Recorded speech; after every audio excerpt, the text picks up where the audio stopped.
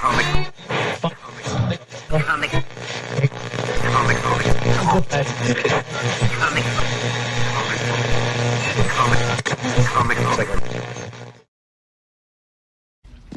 you doing? Hi.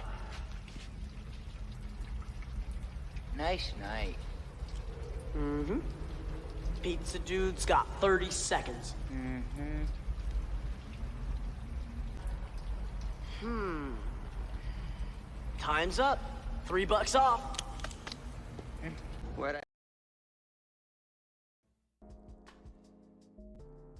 Hey everybody, what's up? How's it going? Man, oh man, I apologize for the lateness, let me tell you.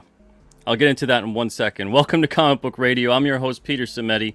This is episode 90, and today my guest is Chuck DIXON. Chuck DIXON, the Chuck DIXON. Okay, so the reason I'm late. Turn on the computer, it goes into update mode. 10 minutes of that, right? Gets worse. I send Chuck a message to let him know I'm running late. That message doesn't go through. But apparently a message that does go through is a weird, awkward voice message for 2 minutes, 20 seconds of what sounds like heavy, weird breathing. It's Wednesday. It's not Monday. What's going on? So I'm talking to Chuck backstage about it. We're just cracking up. But I'm like, I can't believe it. Instead of letting Chuck know why I'm running late, it's just for 2 minutes. For 2 minutes. It's going to be great from here. I mean, we already hit rock bottom, right? There's no way to go but up. Creators Outlet, how you doing? Welcome to the show. Levi Skeen in the chat as well. What's up? H is for Heretic. Yeah, catch it on replay. It's going to be good. James Murphy, hope you're doing well. Thank you for being here. Fearsome Bullet in the house. World at War Comics is here as well. What's up, Revan Saber? Hope you're doing good. Gen X is here too. What's up? James is here in the house too. So is Shrek. Hope you're doing well. We got Marcus here too. What's up, Marcus? Thank you for spending some time with us today. Peephole Circus. Hope you're doing good. We got Genuine Comics in the house along with Grape Nuka-Cola. Everybody's showing up for Chuck today. Hell yeah. John's Longbox. What's up? Sark in the house as well. Hope you're doing well. We got Joe Catapano here too. Hey, how you doing, Joe? And we also have, let's see, Johnny Slaction in the house. What's up, Johnny? Bionic Brut is here. Death Metal Hero. Hey, Luke, how's it going?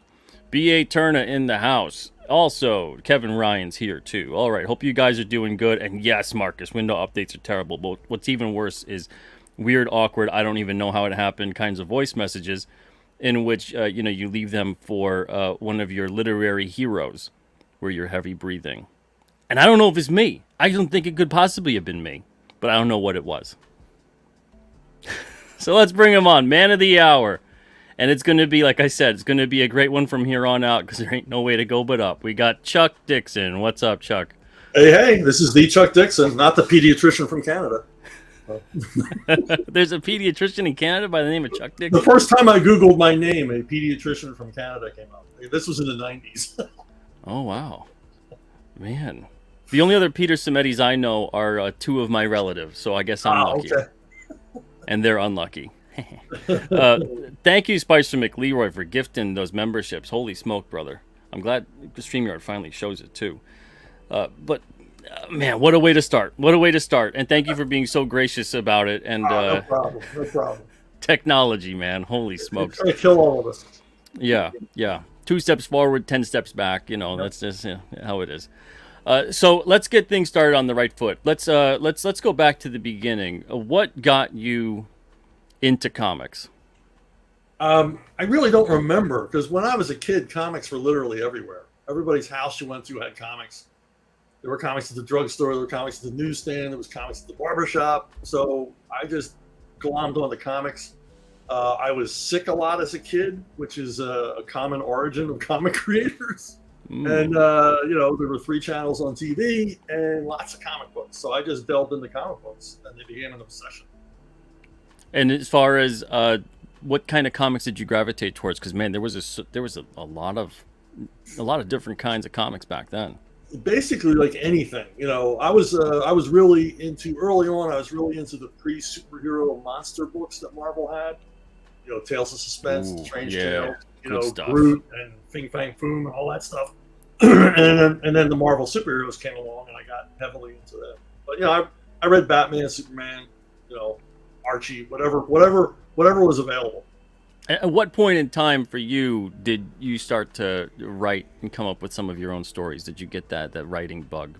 Well, I started like drawing my own comics. Like, it's probably like 5 or 6. Nice. And really had no plan B. This is what I wanted to do. At first, I wanted to be an artist, but I realized I didn't have the discipline or the talent. So I concentrated on the writing because I just wanted to create comics. Man, yeah, it seems like that's a common story for a lot of people, where you get into the comics and then you just get inspired. You want to draw, make your own stories and things like that. Yeah. For you, when it came into getting into writing, was it always going down the road of comics, or did you want to get into prose? And then how'd that work out? I always wanted to be a comic book guy. Before I got into comics full time, I took tangents into children's books. I did some work in advertising, but it wasn't for me. It's not what I wanted to do. I wanted to write comics, and comics weren't a stepping stone to screenplays. I just wanted to write comics. Yeah, we see a lot of that nowadays, right? We're using it as a stepping stone into something else. Yeah, it's like a rite of passage. Yeah. And for those of you that are new to the show, we're going to be getting into it today with storytelling, where we've been in terms of storytelling in comics and where we're going. And I really am curious as to get some of Chuck's words of wisdom here on where we're going in comics, where he sees that happening. But we'll get to that in a bit. So now getting into the comic industry and getting your, I guess you could say, cutting your teeth. How did that happen? How'd you go about that? Well, back in the day, there were fanzines, and I would contribute to them because I didn't know anybody that was as into comics as I was. So I started writing to these fanzines and submitting work to them, and then going to conventions, meeting other fans. So, you created this circle of fans you knew around the country, around the world, really. I communicated a lot with fans in the UK. And then at the conventions, the companies started showing up eventually, and they brought along their editors, so you could actually speak to an editor. And I made some shots there. I got a couple of interviews at DC and Marvel. They went nowhere because this was the 70s, and comics were in bad shape. They weren't looking. They were laying people off. They weren't looking for new talent. Yeah. And so it was just a long slog of going to conventions, introducing myself to editors, trying to get an interview, and trying to get that first break. Do you remember what was that first break? It kind of happened simultaneously. I'd become friends with Tim Truman, and he was doing a lot of work for Eclipse Comics. Okay. And at his urging, I submitted stuff for their anthology titles, and then they gave me Airboy. Because I just happened to be at Tim's house when they called to talk to him about doing Airboy. And I was a big Airboy fan, which a lot of people weren't. It was a forgotten character. Yeah. And almost simultaneously, within a few weeks, I got work from Larry Hama at Marvel on the rebooted Savage Tales. So wow. I had, like nearly simultaneous breaks. And Eclipse used me a lot. I did a lot of work for them. And Larry Hama hired me to do lots of stuff too. So within a few months, I was able to go full-time comics. Wow, man, incredible. I want to go off a little tangent here. I've talked to you about this before. We were on Ethan's stream one time, and I had met you back at a Big Apple Con. I'm probably around 2005 or something like that. And I had you sign a bunch of like a little stack of books, maybe like 20 of them. And you were super nice, man. And I just want to just let you know again how much I thank you for that. And at that point in time, I was getting started in comics and trying to even make heads or tails of it. Running around at the con trying to see some of my favorite creators, and you were one of them. So I just want to give you that thanks. And you had some encouraging words for me, as well as some realistic words about making comics and creating and everything. And so yeah. So whether you remember me or not, I looked different too back then. But thank you. So just want to say you're very welcome. Now going back a bit, not too far. But let's dive in a bit to the '80s, around that point in time. So at that point in time in the '80s, what were you up to in comics? Well, I was mostly working for Eclipse. I was doing Airboy. I did Winter World. I did the Hobbit adaptation. I was kind of a go-to guy at Eclipse for a while, and then at Marvel, I moved up to the lead feature in Savage Sword of Conan, and which really, took me full time. That was a good gig. Yeah. 50 pages a month and royalties, and from there, I mean, Larry Hama went around Marvel telling people how reliable I was. That if I said it was be there on Wednesday, it would be there on Wednesday. And so Archie Goodwin, who I had, had a bunch of interviews with and had talked to a lot at conventions, he brought me on to Alien Legion. So now I had, 2 titles at Marvel and a whole bunch of work at Eclipse. So much of the remainder of the 80s was that, and working for smaller independents. But primarily, it was Marvel and Eclipse. Was there a moment for you where you felt like, I'm doing the right thing? I'm starting to make headway within this field. A moment where you can kind of quantify as this felt like your big break in a way. Well, it was the time Larry invited me up for lunch. She never did. All the editors loved getting free lunches from the freelancers, but Larry didn't like spending time with his freelancers. So that never happened. And then he did. He said, come up for lunch. So I come up for lunch. We go out to lunch. He takes along his associate editor, Pat Redding. And, he says, I'm going to let you write 4 issues of Savage Sword a year. You can have 4 issues a year. Okay, fine. Get a little further along. He goes, I'm going to give you 6 issues. Right, so he's getting to know me. So finally, at the end of lunch, the check comes, and Larry says, define Conan's world in 1 word. And I said, cruelty. And he turned to Pat and he said, Chuck's going to write 12 issues of Savage Sword of Conan a year. And then that was it. I called my wife from New York and said, we can set a wedding date. We were just engaged. And I said, I got a full-time job in comics. So that's when I knew I arrived. And I knew in my heart that once they gave me a break, I was never going to leave. Yeah, man, I can't even imagine what that would have been like to get that kind of, at that point in time, on that book. And you did great by it, man. Holy smokes! And I know I'm not alone in feeling that way. Yeah, good words for Archie Goodwin here. What was your experience working with Archie Goodwin? It's a cliche, but it's true. He's just the nicest guy in comics. He's the most generous person with his time. I mean, I would go to interviews and my stuff was crap. I was not ready, but he would look it over. He would read it in front of me, which made me sweat bullets. And he would read it in front of me, and then he would always offer this really cogent advice that would make it better.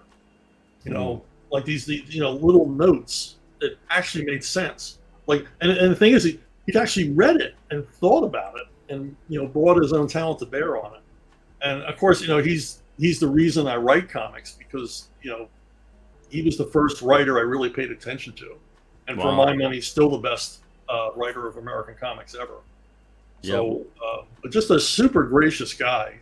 He's so easy to deal with. Graham Nolan, when he was on here, he was talking. He had good words for Archie. He's always had good words for Archie. Nobody has bad words for him. I've never heard anybody that didn't like Archie Goodwin, and they would have to be possessed by Satan to not like Archie.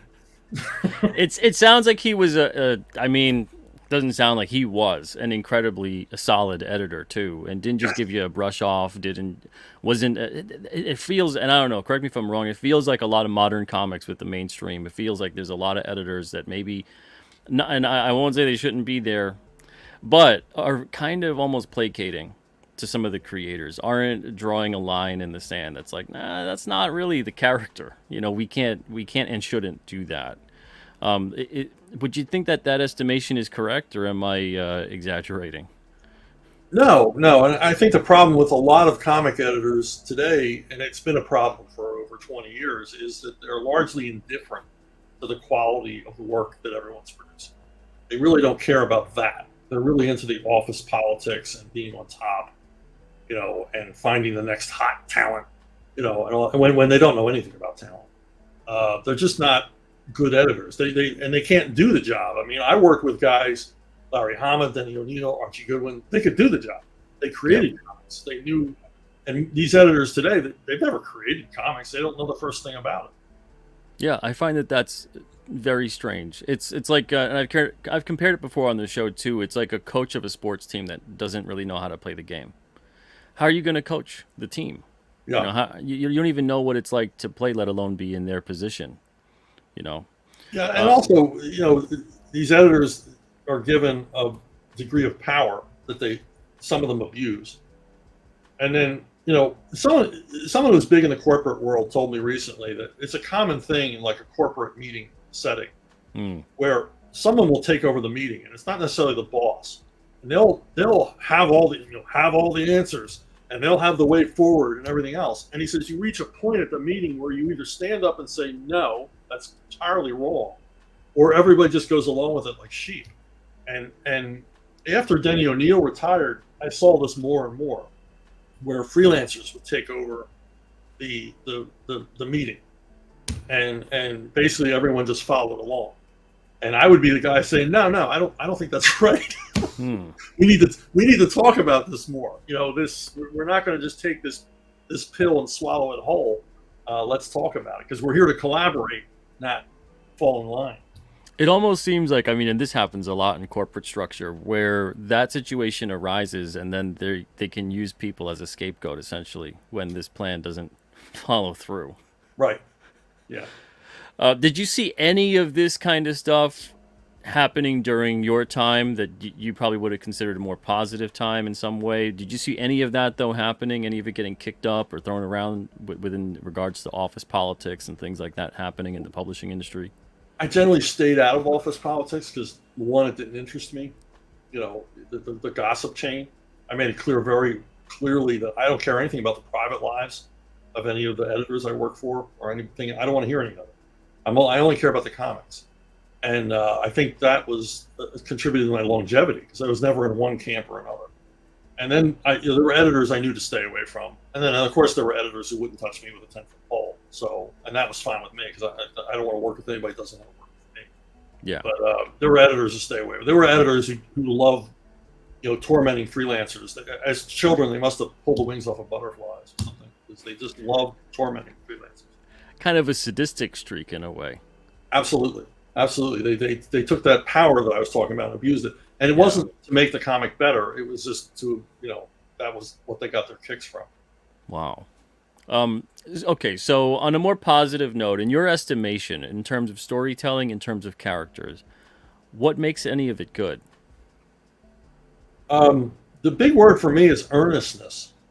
If you're earnest about what you're doing, I mean, you know, don't take yourself seriously, but if you're writing, you know, Plastic Man, take the work seriously. You know, think about what the reader's going to see, because that's the only thing that matters, is what the reader sees, not whether or not you got along with your inker or your editor said something you didn't like. It doesn't matter. Put that all aside. It's all about the end product. And I can work for anybody that has faith in me and produce good work and be earnest about it. There's too much of there's no earnestness in a lot of comics today. It's all message. It's all tongue in cheek. You know, it's all breaking the fourth wall. There's no dramatic, you know, there's no heart. There's no edge to any of it. And that requires earnestness. You got to be serious about this stuff. If you're going to write these ridiculous characters, frankly, they're ridiculous. Superman, Batman, these are ridiculous characters. You got to believe in them, or you can't write them. Yeah, it seems like there's a lot of comics nowadays, and again, I want to specify a lot of corporate mainstream comics, and I believe that's what you're referencing, right? Yeah. Because nowadays there's so many amazing indie comics being made left and right. It's, you know, Incredible we're gonna get to that's gonna be a fun part of the conversation, but we gotta get through the muck to get to the good stuff. So, you know, we want to know where we came from in order to know where we're going. So that's how this conversation is playing out. But in terms of a lot of the things we're seeing nowadays, it feels like we're seeing almost like an embarrassed, like, yeah, you know, we make a comic, so let's make fun of it, you know, like almost like the playground bully is now the writer. Yeah. of the comic. You know, so like the bully that would have picked on you when you were a kid, you're like, you like comics are stupid, you know, and that kind of a thing. So you get the weaker person who comes in and is like, well, I don't want to get picked on. What do I do? Oh, let me make fun of them too. You know, Right. so you kind of join in on it as this like survival tactic because you're a lesser person that can't stand up for the bully or your friend who's getting picked on or whatever it may be. And it almost seems like that. Like the comic characters are your friends getting picked on. And instead of you siding with your friends and sticking up for them, you're like, let me join in on making fun of them too. See, I'm like one of the cool kids. Yeah. And it feels like it's that kind of mentality because everything's like this weird inside joke of like, yeah, isn't this stuff just like kind of dumb, right? I mean, right? We all agree. It's that kind of thing. And like you're talking about, you need that sense of earnestness. You need that sense of you're taking these fantastical situations and characters seriously. Right. And you're treating them with the respect that hopefully they deserve. Yeah. Well, so many of the creators, particularly on the writer end today, and editors, they're tourists. They're not comic book lifers. Back when I broke in, you broke in to be a comic book guy for life. You know, you had, nobody thought about stepping stone.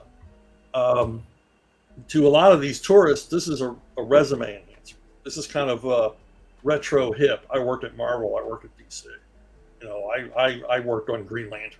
You know, and like you said, and they can mock what they've done. And you see this all the time, where they don't take the stuff seriously, and the readers know that. That's why the readers have left. You pissed all over my characters that I love. You know, and you got to remember these characters are connected to childhood memories. These characters are important. Oh, I'm sorry, Chuck. Your audio is breaking up for 1 second. You're saying something really good. Just give it 1 second. And are we back? Can you say hello or anything like that? Let's see. Hello. Okay, back? good. I can hear you. All right. Okay. Yeah, these are childhood figures to these readers. You know, I mean, me and you included, right? I mean, we've loved these characters probably since before we could read, and you have to acknowledge that. You can't be coming in, to the party late and saying, well, this character's stupid, this character's ridiculous, and we're just going to make fun of them. It doesn't work. That's why they've lost so much readership. For you, what has been on a personal level? You don't have to talk about and quantify it on a business level and on the industry level, but for you on a personal level, what has been the most egregious offense done towards a character, a specific character that you could think of, where you were just like, it turned you inside out? I think incontinent Batman. Incontinent Batman. Yeah, where Kevin Smith wrote a story in which Batman basically lost control of his bladder in an early Batman adventure because he was scared. It's like, a scared Batman? When did this come out? What character are you writing? When Batman did this come like out? A stunt man. He doesn't know fear. When did this come out? Oh man, I don't remember. It's probably 10 years ago now. Holy smokes. Okay, Yeah, all right. That makes sense then. I was checked out. He wet himself a little, and he admits it to somebody. That's the other thing that's weird. We learned this in dialogue. It's like, what the hell? Is this an Elseworld story? No, this was in a regular title. Batman, but he's scared S-less all the time. Brilliant. There's a take on the character we never thought of. That's something too. I find that a lot of the times nowadays they're so desperate for some sense of original equals good that they go and dive deep into these original takes, and the reason that they're never actually touched upon in the past is because they suck. Right. So why would you want to do that? Well, also it's a sign that, well, I don't have any more stories to tell about this character. I don't have anything more to explore about this character. It's like, well, then you're a lazy SOB and you shouldn't be in comics, because these, I hate it when they sum up Superman. Oh, he's a Boy Scout. Superman is so much more nuanced than that. And I could write Batman forever and never get to the bottom of everything about Batman. Never write everything I would want to write about Batman or Superman or any of these characters. these characters are highly nuanced. They appear simple on the surface because they're mostly symbolic, but their personalities and everything else, they're not interchangeable. Yeah. Speaking of these characters, okay, so you've worked on a lot of them, but is there any that you wish you could have worked on, and is there something that you would have done with them, that a story that you would have told in particular? Yeah, Graham Nolan and I always had this dream of doing a run on Fantastic Four, and we know the story we would want to tell. And I don't want to tell it to you because then they'll use it, because they always do that. Yeah. I can just imagine. That would have been great. Yeah. Oh, man. Yeah, you and Graham on Fantastic Four. That would have been great. It would have been a blast. Mm-hmm. Okay. Yeah. Well, now I'm just going to long for that. Now it made you sad. Well, in some alternate world out there, yes, exists. Yes. Exists this a very healthy comic industry with that Fantastic Four story line written by you, with art by Graham. Right. So now moving forward, moving past the current, I think we're getting out of a dark age. We're going more and more into the realm of indie creator-owned, and really seeing a lot of comic creators getting a chance to come into their own, whether they've been doing it for a while or they're just getting started. Right. For you, what has been the most difficult part and the best part?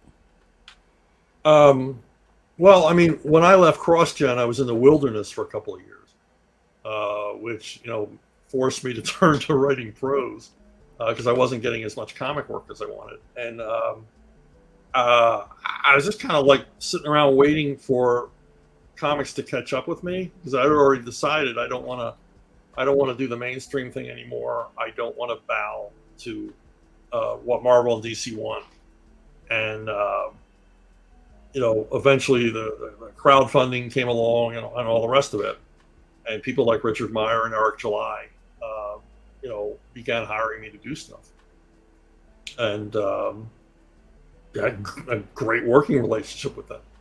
I have as great a working relationship with them as I had with Archie Goodwin and Denny O'Neil. Oh, that's great to hear. They know comics. They love comics. That's a big thing. If you don't love comics, don't do comics. They love comics, and they give me free reign. They have total faith in me. And if you give me faith, that's all I need. If I know you believe in what I'm doing and you believe in what I'm doing, I can move mountains. And what was the tipping point for you where, because I'm guessing anyway, I don't want to put words in your mouth, but I'm guessing that you're done for the most part with the big two. Are you done with the big two? Yeah, I mean, they don't call, and I always make the joke I couldn't take the pay cut, which now it's true. I couldn't take the pay cut. They age rates are down. Royalties, forget about it. And they don't call. I think all the people that really hated me are gone now, at least, well, not at Marvel, but at DC. And the rest, it's like a distant memory of, we can't use this guy, but nobody remembers why. And so I never expect a call, and I never pitch. I never pitched. I never pitched anything to anybody. Once I proved what I could do, they always came to me. You want to write Green Arrow? Okay, I'll write. So it's just better days for me without having to worry about all that stuff. Because with the crowdfunders, there is no office politics. I mean, maybe they had an argument with the guy at the warehouse that day, but that's about it. I don't have to be concerned with any of that. I'm not suddenly going to get fired. They're not going to lie to me like so many comic editors do. That, oh, you're doing great. We love your stuff. I mean, if Eric or Richard or Vox don't like something, they tell me, and we don't do it. So, it's just a more one-on-one relationship. It's just better all around. And I can write what I want. I don't need permission to write. I get up in the morning and write what the hell I want. That's good to hear, man. So as far as the stories that you're working on right now, what's got you the most excited? I'm real excited about this First Kill coming out from Splato. It's John Rambo's first tour in Vietnam, and I wrote it months ago, but I'm still excited about it. And it should be fulfilling soon. I mean, all the art stuff, and that was a really cool one to do. Mostly because getting to work with Sly and then getting to tell some stories that Vietnam vets had told me over the years, ones that I couldn't use when I was writing at Marvel.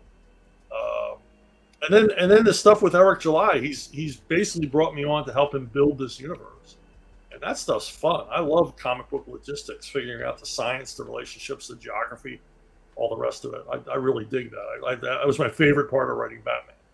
And, Oh yeah, it's my favorite part of this. So the aspect of the how they all connect, what part they have to play, where they're located, all that kind of stuff. yeah, simple things like figuring out where exactly did the Batmobile come from.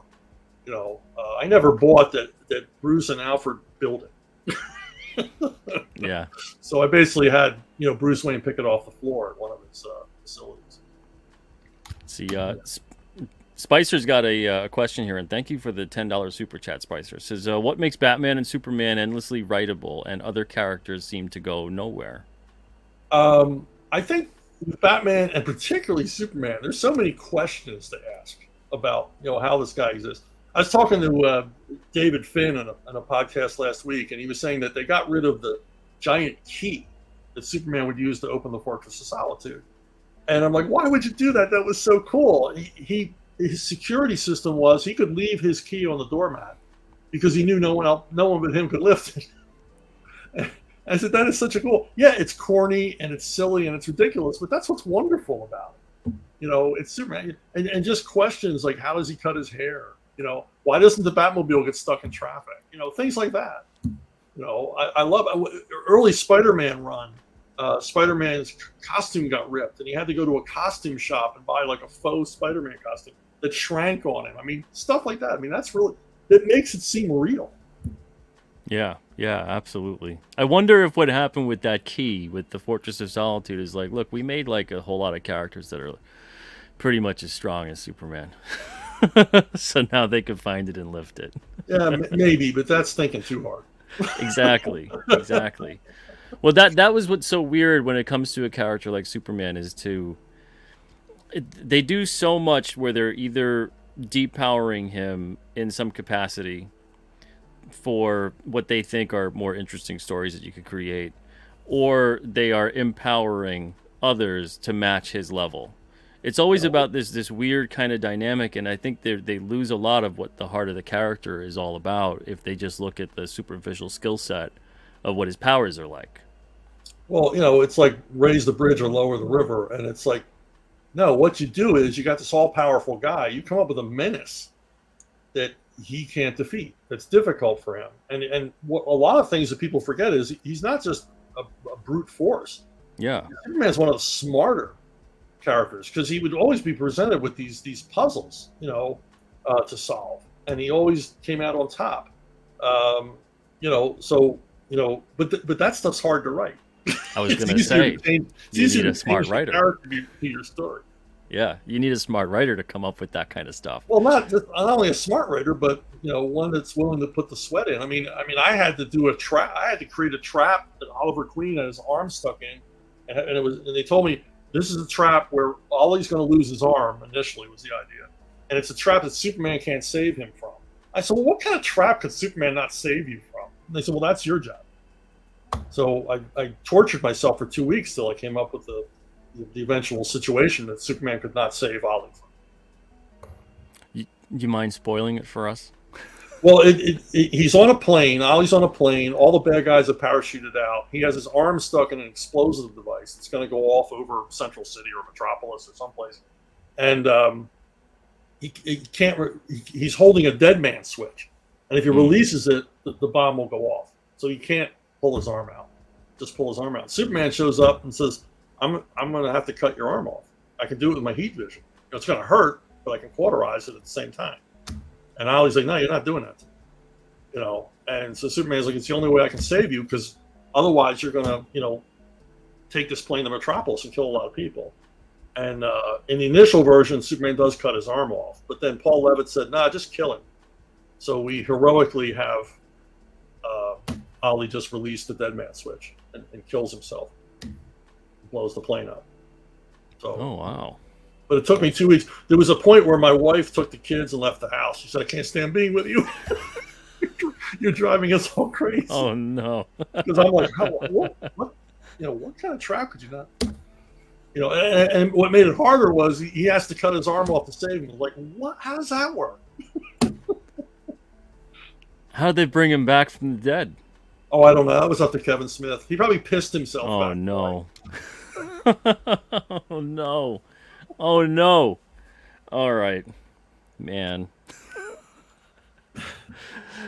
Chuck, you're making me regret asking certain questions. This is when you talked to me at that table all those years ago. I'm very candid.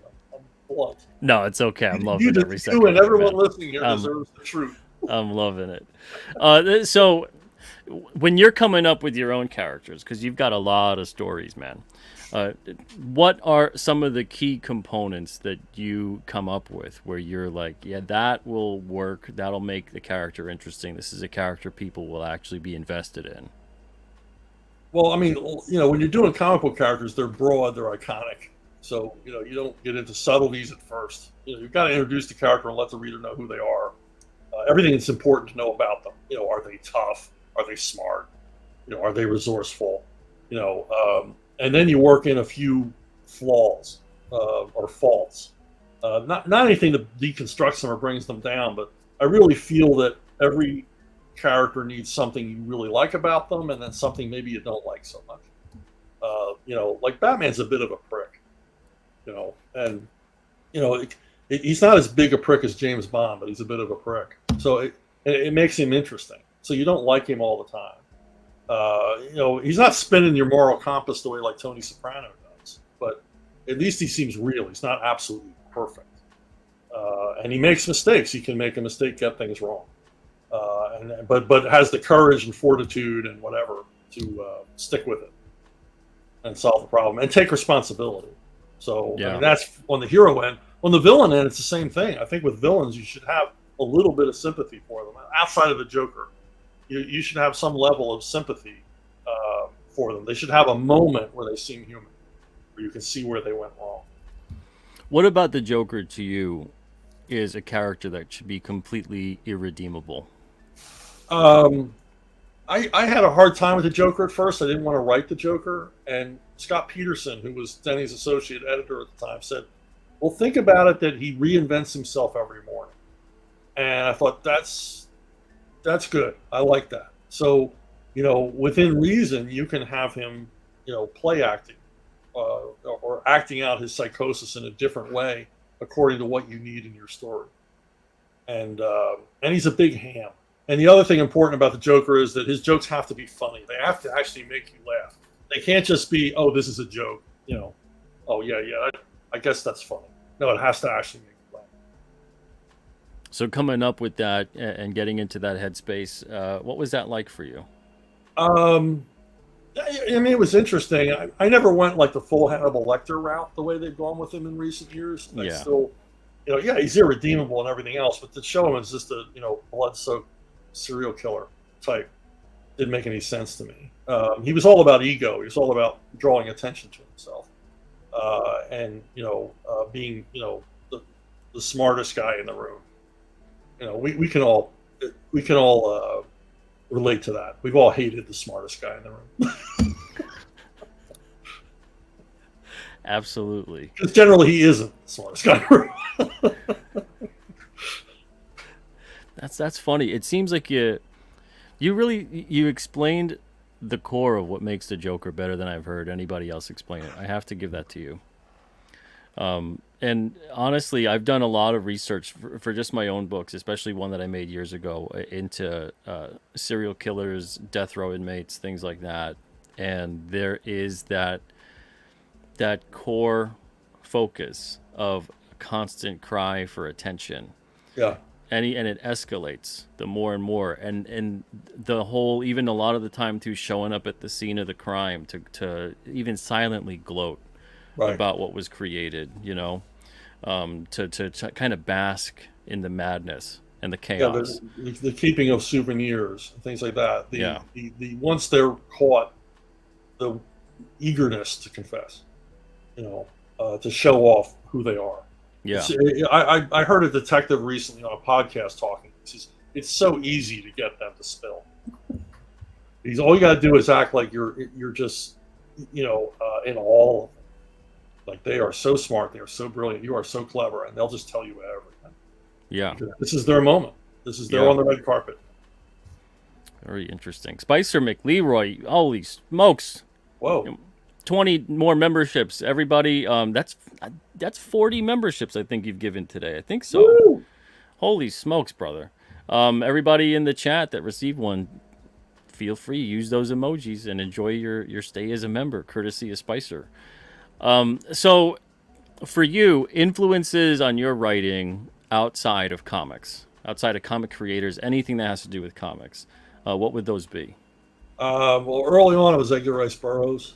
I read, Mars and Pellucidar series, when I was like 12, 13, 14.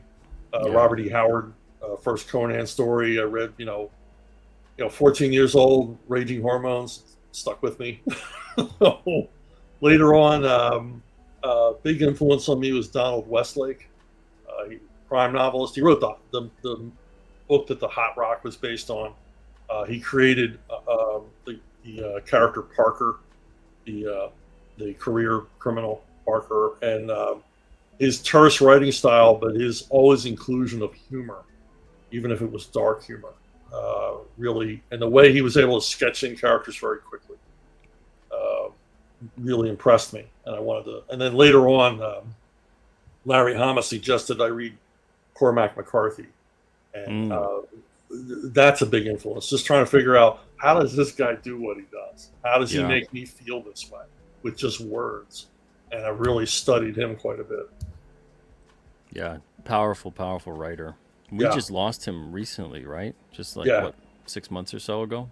Yeah. I mean, he walked the walk, that guy. And he, the coolest thing about Cormac McCarthy for me is Oprah Winfrey chose The Road for one of her books of the month, and she wanted to come interview him, or she wanted him to come to the show, and he refused. He says, "You come to me, and I'll give you 30 minutes." They had to come to where he lived in Texas. He met them in a college library, and they said, "Well, you have to give us 45 minutes to set up." And he goes, "No, I said 30 minutes." And 30 minutes starts now. And she just had to sit down, one camera, no makeup, and do the interview, because he wasn't going to do it any other way. And I thought, holy smokes, that guy's got balls. Yeah, steel cojones. Seriously. Beautiful. I love it.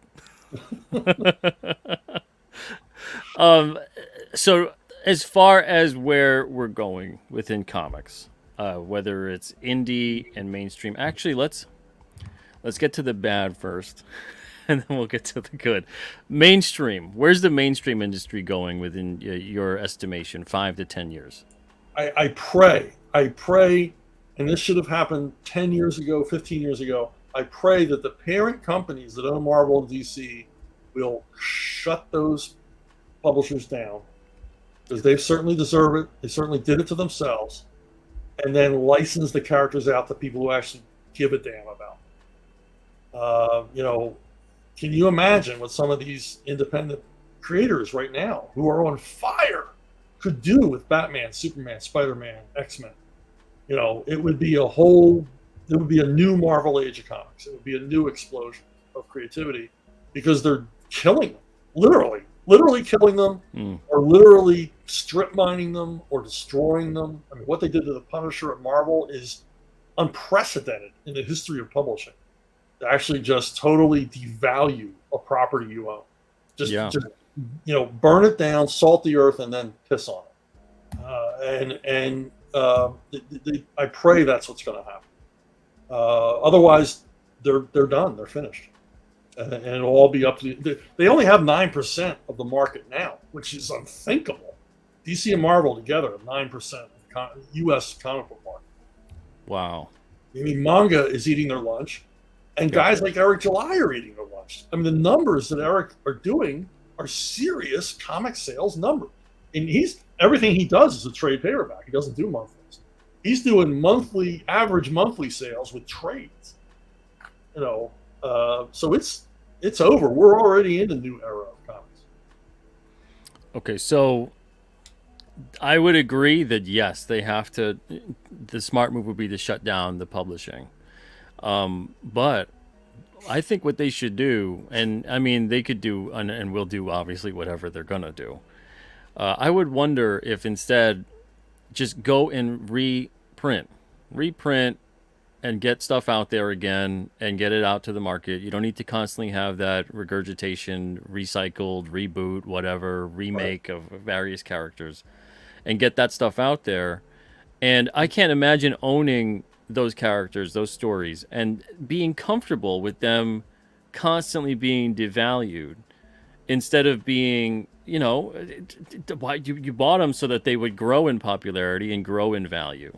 Right. So it's someone somewhere has got to be really sick and tired of the meddlesome publishing side of the industry that they've purchased, and has got to be thinking about something like this, because I think it would also produce a healthier comic industry in general, because you'd have that weird kind of pressure off of the retailer where they have to keep up with this stuff that's Right. coming out from these bigger publishers, because there's a legacy attached to it, there's a brand attached to it that they're hoping it sells. But there's no retailer in their right mind, if someone goes, well, I want to start reading Batman, where do I start? The answer should be with the issue that just came out. Right. There's no retailer in their right mind that could possibly be saying that. They got to be Right. offering the stuff that's classic and all of that. So, yeah, I agree 100%. I'm curious as to how the licensing side of that would go with characters. I can't see them ever really doing that, because I think they would kind of just consolidate it further. But it's an interesting point. It certainly would be a better take on where things are going than they're going now. Yeah, and I agree with the reprint thing.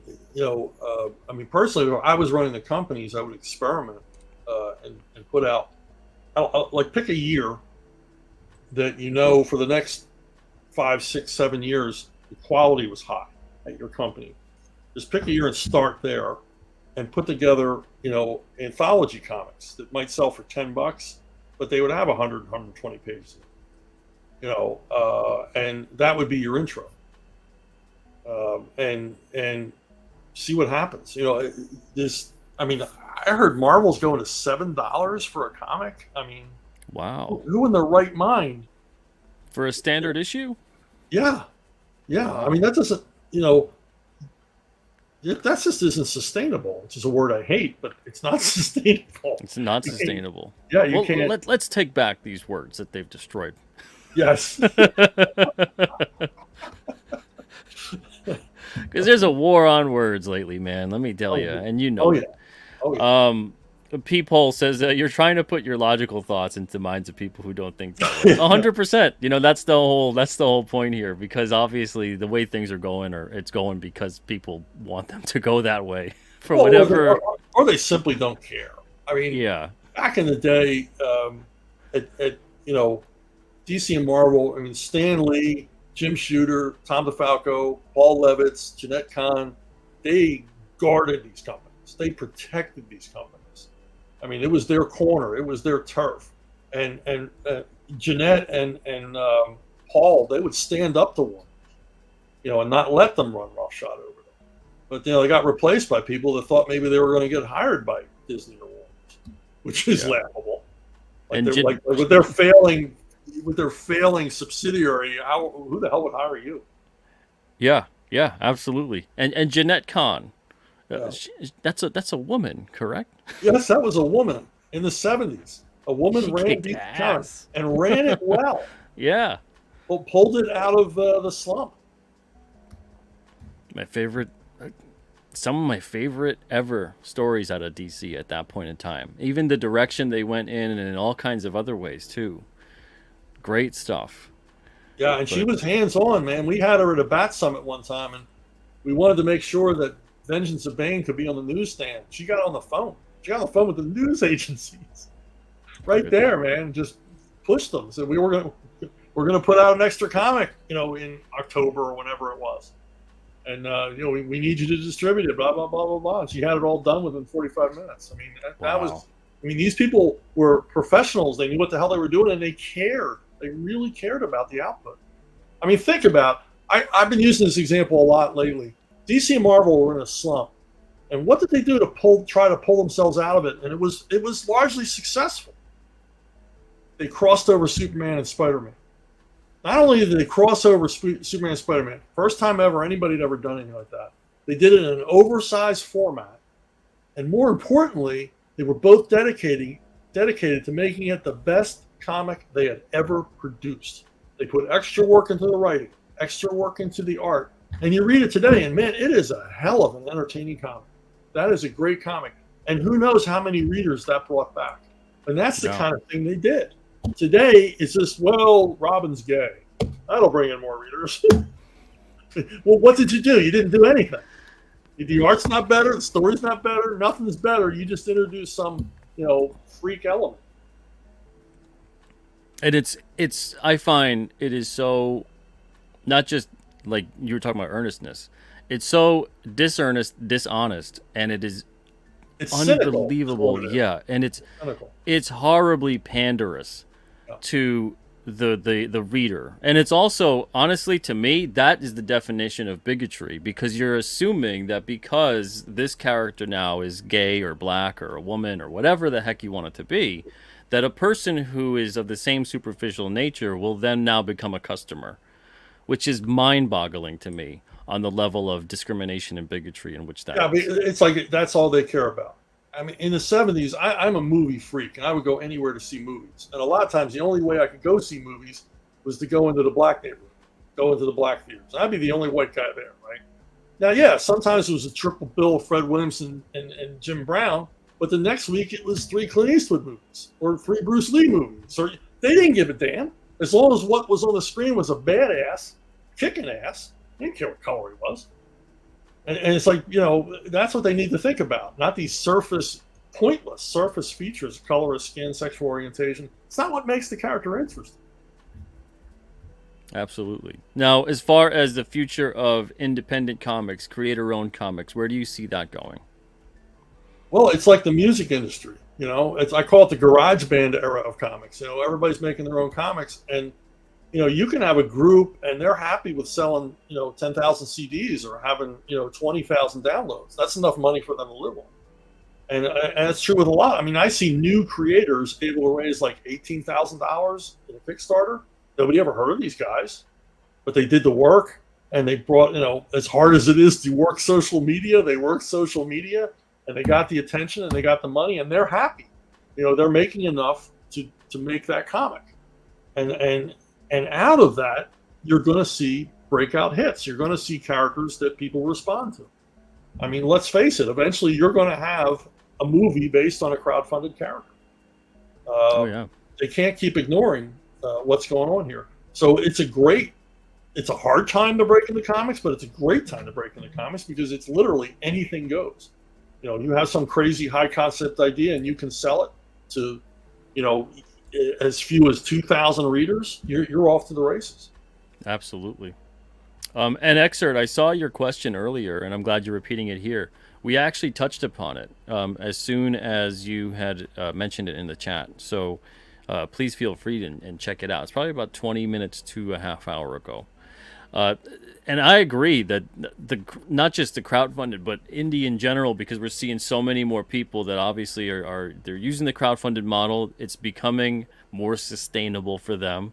And then years go by, they keep doing it, and then they get onto their own websites, and then those readers come with them, and then they purchase from them directly, and so on and so forth. And it seems like that kind of farm system of, you cut your teeth on the crowdfunded system. You fulfill, you do a good job, you get a good story out there, and you keep doing it, and then you're able to grow your audience along the way, bring them back to where you are, and so on and so forth. We're seeing a lot of great stuff come out of that, and I can only imagine 5 to 10 years from now. There's been so much tremendous growth as far as creators, as far as the readership goes, with a lot of different people that are creating right now at this point in time. But with that, and I want to pick your brain about this. We're seeing a leveling of the playing field like never before when it comes to creating your own entertainment, So even if you're someone who goes in there and you don't like anything you're seeing, you can go in there and create your own stuff. And if you do a good enough job, you can become now someone where other people pay into what you're creating. How do creators and publishers, though, go about cutting through the noise in this unprecedented time where the playing field is so level? That's the toughest part, because you look at Richard Meyer and Eric July, and they came from, they had a ready audience before they ever put out a comic. They had followings on the internet, on social media, on YouTube, and they used that platform. But to start from scratch is tough. We all know social media is a lie. You don't get the coverage they promise you. You don't get the reach. It's not like early internet where you put out something on a message board and everybody sees it. Everybody on that message board sees it. My message board, we would have 10,000 people on there at one time. I created my message board to bring the sales of my DC titles closer together, and I did it within a few months just by making people aware. Hey, I write all 4 of these titles. If you like my work, you should check out all 4 of them. And the next thing I knew, on the Diamond 100, all my 4 titles are black. And that's when I couldn't do that today. I couldn't do that in a million years. I could spend $50,000 on Facebook and still not have that reach. So it's tough. But I look at Graham Nolan, who started from zero, and he's making real money with Compass Comics. He's got a good following. His numbers are going up, and he's able to do what he wants to do. But he put the work in.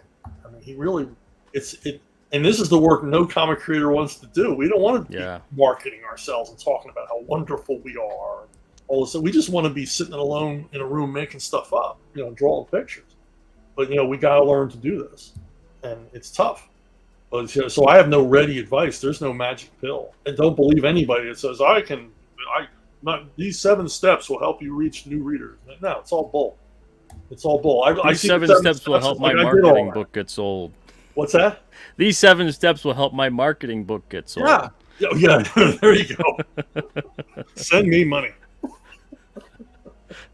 And I think it's a good point you make, though, because I think we're going to be seeing more people take steps towards being entrepreneurial, people that wouldn't have considered it a path before, and what they have to do, and that they do have to learn and acquire new skill sets to cut through and kind of stand out in an earnest and honest way among everyone. And it doesn't have to necessarily be a carnival barker kind of thing going on. Right.